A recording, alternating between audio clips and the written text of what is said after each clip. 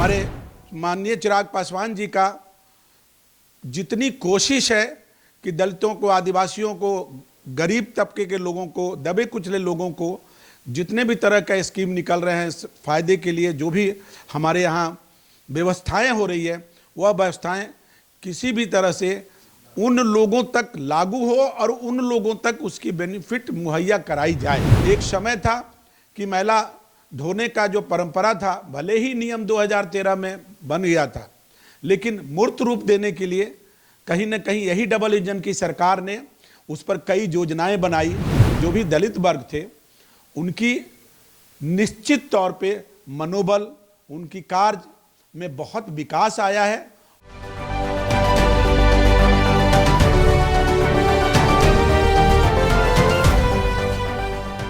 जब से केंद्रीय बजट आया है तब से राहुल गांधी समेत विपक्ष के तमाम नेता लगातार ये कहते सुने जा रहे हैं कि केंद्र सरकार के इस बजट में आदिवासियों, खासकर दलितों के लिए कुछ भी नहीं है। यह बजट महज छलावा है। इस पूरे मामले पर लोजपा रामविलास कलमजीवी प्रकोष्ठ के उपाध्यक्ष डॉक्टर शशिभूषण प्रसाद ने कड़ी प्रतिक्रिया दी है। शशिभूषण प्रसाद का कहना है कि एसी में बैठकर विपक्ष के नेता जो कुछ भी बयानबाजी कर रहे हैं वह सही नहीं है। अगर बयानबाजी ही करनी है तो उन्हें धरातल पर उतर के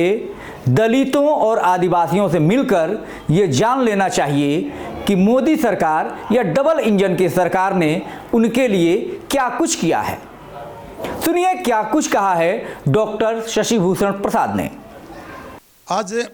लगभग 15 दिन हो गए बजट को आए हुए।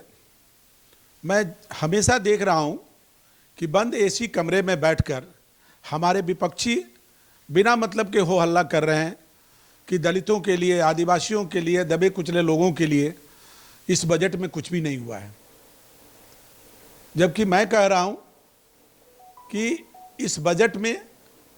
दलितों के लिए, आदिवासियों के लिए, अन्य दबे कुचले वर्गों के लिए सबसे ज़्यादा ख्याल रखी गई है। अगर उन्हें जानना है और देखना है तो बिहार के अंदर दलित समुदाय जहाँ रहते हैं, आदिवासी समुदाय जहाँ रहते हैं, जाकर वहाँ आप देखिए कि आज हमारे देश के अंदर से हमारी सरकार ने और हमारे माननीय चिराग पासवान जी के द्वारा सौजन्य से इतनी सारे स्कीम्स आ रहे हैं, जो स्कीम का सीधा फ़ायदा हमारे यहाँ, हमारे दलितों को, हमारे आदिवासी समाज को बहुत ही अच्छा मिल रहा है और दिन दूनी रात चौगुनी निरंतर वो तरक्की कर रहे हैं। अगर जानना है तो मैं उन विपक्षी दलों को आग्रह करूंगा कि वो जाएं, जरा ज़मीन पर उतर कर देखें और उस दलित मोहल्ले में जाकर देखें और उनसे बात करें कि वो लोग कितने खुश हैं इस बजट से, इस सरकार से। और हमारे माननीय स्वर्गीय रामविलास पासवान जी ने जो एक अभियान चलाया था दलितों के लिए, आज वह अभियान फलते फूलते हुए हमारे चिराग पासवान जी उसी पद चिन्ह पर चलकर और निरंतर दलितों के लिए जितना काम कर रहे हैं, हमारे जो डबल इंजन की सरकार है उस सरकार में हमारे माननीय चिराग पासवान जी का जितनी कोशिश है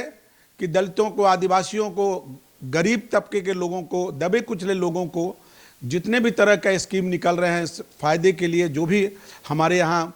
व्यवस्थाएं हो रही है, वह व्यवस्थाएं किसी भी तरह से उन लोगों तक लागू हो और उन लोगों तक उसकी बेनिफिट मुहैया कराई जाए। और मैं दावे के साथ कह रहा हूँ कि वो सारी बेनिफिट उन लोगों तक पहुँच रही है और उन्हें वो सुविधाएं मिल रही है। आज एक समय था कि महिला धोने का जो परंपरा था, भले ही नियम 2013 में बन गया था, लेकिन मूर्त रूप देने के लिए कहीं न कहीं यही डबल इंजन की सरकार ने उस पर कई योजनाएं बनाई, कई तरह के स्कीम दिया। आज आप ज्वलंत उदाहरण नगर निगम के रूप में भी देख सकते हैं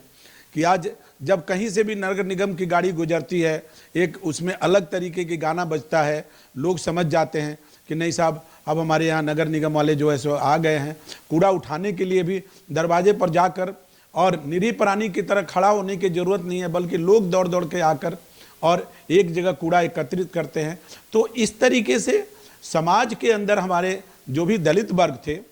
उनकी निश्चित तौर पे मनोबल, उनकी कार्य में बहुत विकास आया है और कहीं ना कहीं वो निरंतर ग्रोथ ले रहे हैं, ग्रो कर रहे हैं। और हम आशा करते रहें कि ये डबल इंजन की सरकार इसी तरह बना रहेगी और हमारे चिराग पासवान जी का निरंतर ये प्रयास जो रहेगा, एक दिन बिहार ही नहीं पूरे देश में दलितों को, आदिवासियों को एक प्रबल और प्रबुद्ध व्यक्ति के रूप में यह समाज जानेगी। धन्यवाद।